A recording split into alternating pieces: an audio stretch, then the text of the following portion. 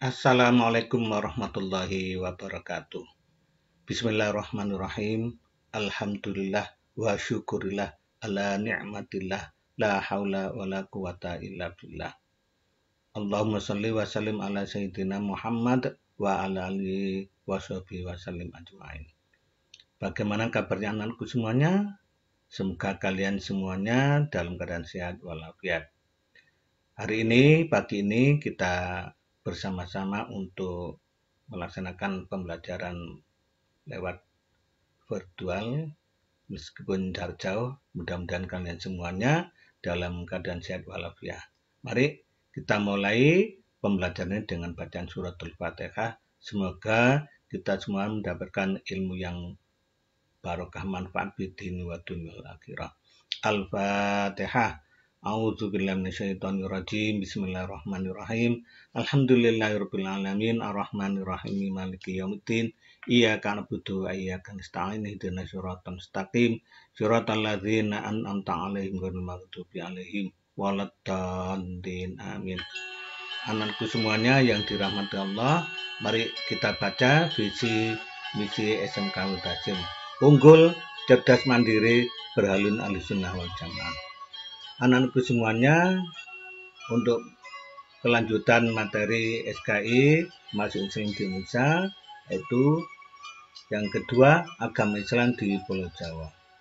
Agama Islam masuk ke Jawa diperkirakan pada abad ke-12 Masehi, yang mana dibawa oleh para pedagang Arab dan para mubalik dari Pasai yang ditemukannya batu nisan makam Siti Fatimah binti Maimun di lereng Gresik, yaitu wafat tahun 1012 Masehi.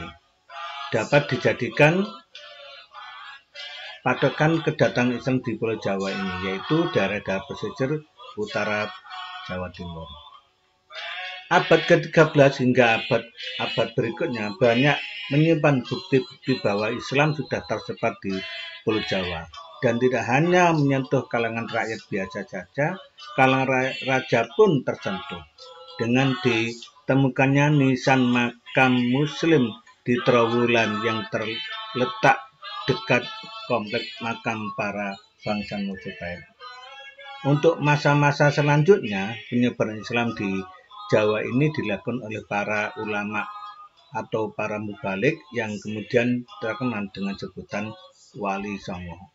Wali Songo ini adalah sebetulnya bukan 9 wali, sebetulnya banyak sekali yang terkenal adalah wali-wali inilah, yaitu Sunan Gresik, Syekh Maulana Ibrahim, Sunan Ampel Surabaya, Sunan Bonang Tuban, Sunan Derajat berada di Lamongan, Sunan Giri Kota Gresik, Sunan Gunung Jati di Cirebon, Jawa Barat, Sunan Kudus Jawa Tengah, Sunan Kalijogo Jawa Tengah, dan Sunan Muria Jawa Tengah.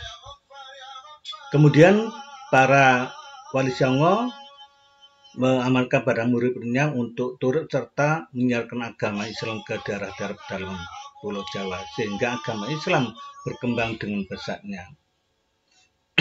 Agama Islam ada di Sulawesi, yakni pada abad ke-16 Islam telah masuk ke Sulawesi yang dibawa oleh Datuk Ri Bandan dari Sumatera Barat. Daerah-daerah yang mula-mula dimasuki Islam di Sulawesi adalah Goa, sebuah kerajaan di Sulawesi Selatan.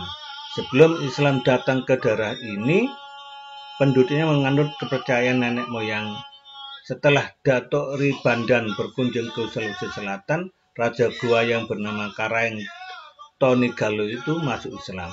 Kemudian atas usul Datuk Ri Bandan, Raja Goa berganti nama dengan Sultan Alauddin.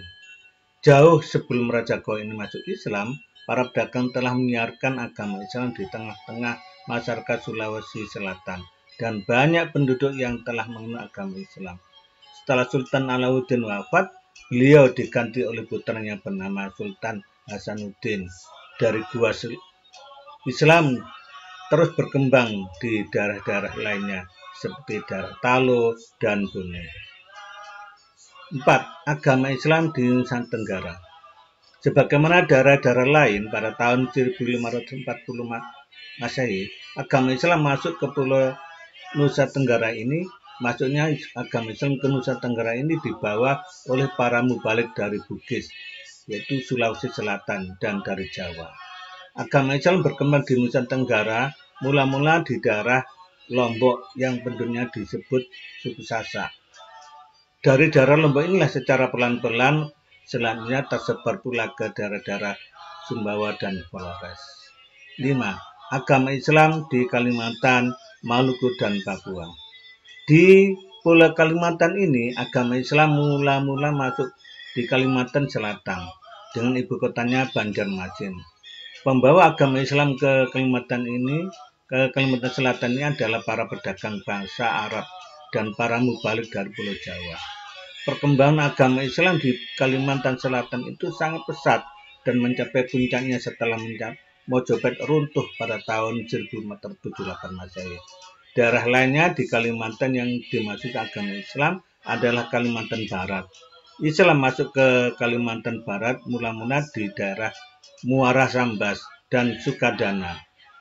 Dari dua daerah inilah baru tersebar ke seluruh Kalimantan Barat. Pembawa agama Islam ke daerah Kalimantan Barat ini adalah para pedagang dari Johor, yaitu Malaysia, serta ulama dan mubalik dari Palembang, Sumatera Selatan. Sultan Islam yang pertama yaitu tahun 1591 Masehi di Kalimantan Barat berkedudukan di Sukadana, yaitu Panembahan Giri Kusuma. Penyebaran Islam di Kalimantan Timur, terutama di Kutai, dilakukan oleh Datuk Ri Bandang dan Tuan Tunggang melalui jalur perdagangan. Kemudian sejak abad ke-15, antara tahun 1400 sampai 1600, Islam telah masuk ke dan berkembang di Maluku. Para pedagang yang beragama Islam dan para ulama atau mubalik banyak yang datang ke Maluku sambil menyiarkan agama Islam.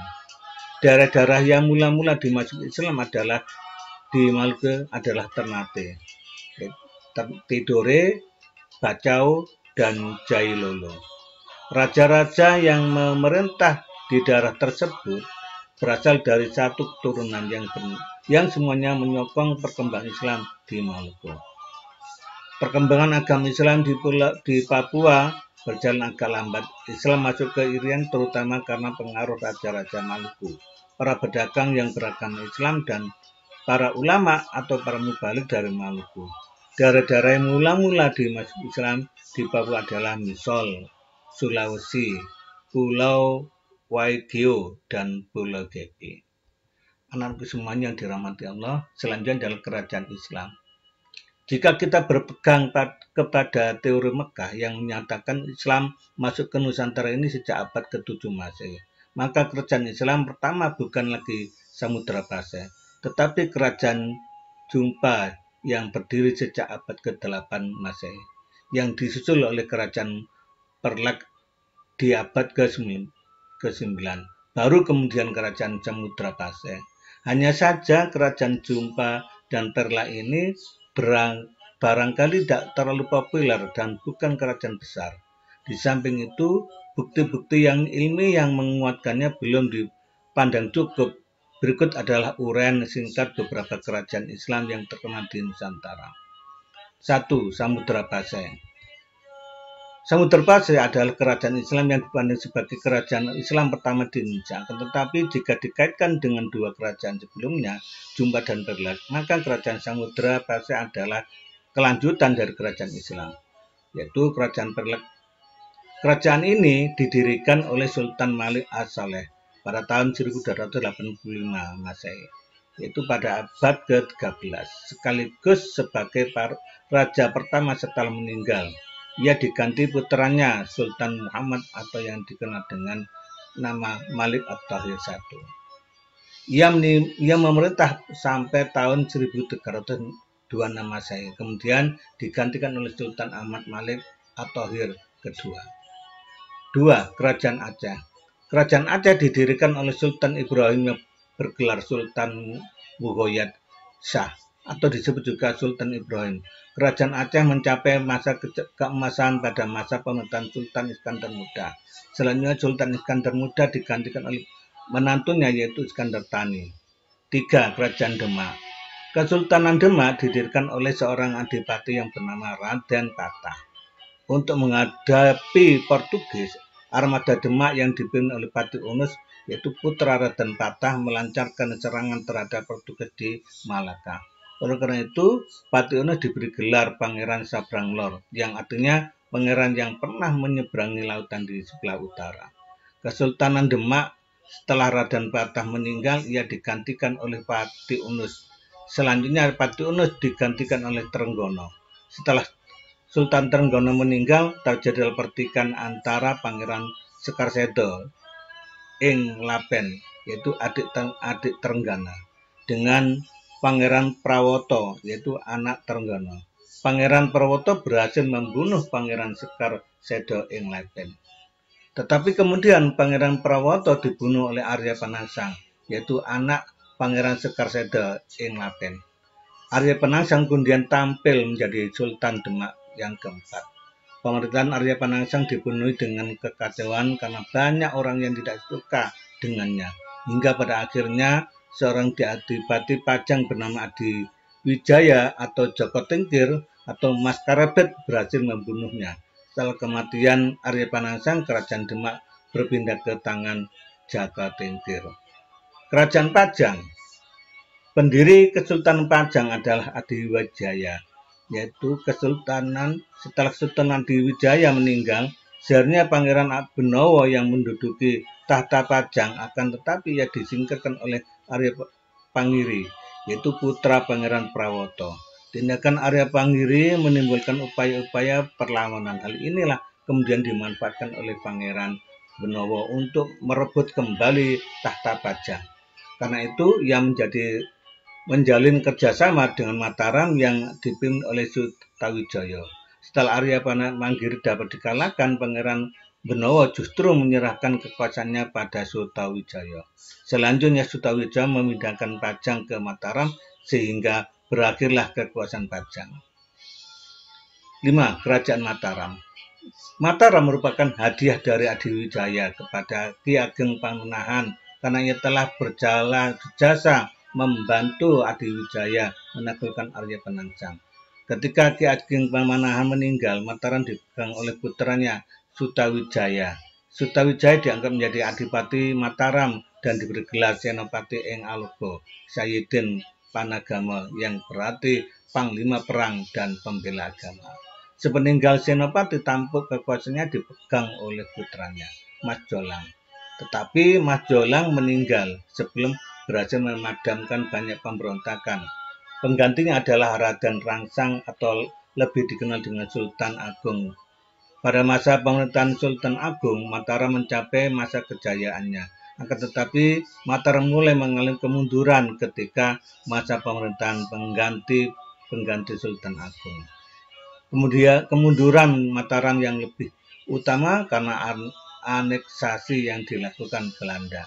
Setelah terjadi perjanjian Giyanti, kerajaan Mataram dipecah menjadi dua bagian, yaitu kerajaan Surakarta dan kerajaan Yogyakarta.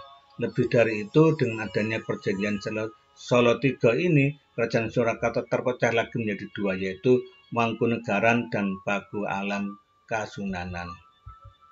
Demikian anakku, terima kasih kami sampaikan, mudah-mudahan pelajaran ini bisa bermanfaat untuk kalian semuanya. Kami akhiri ya.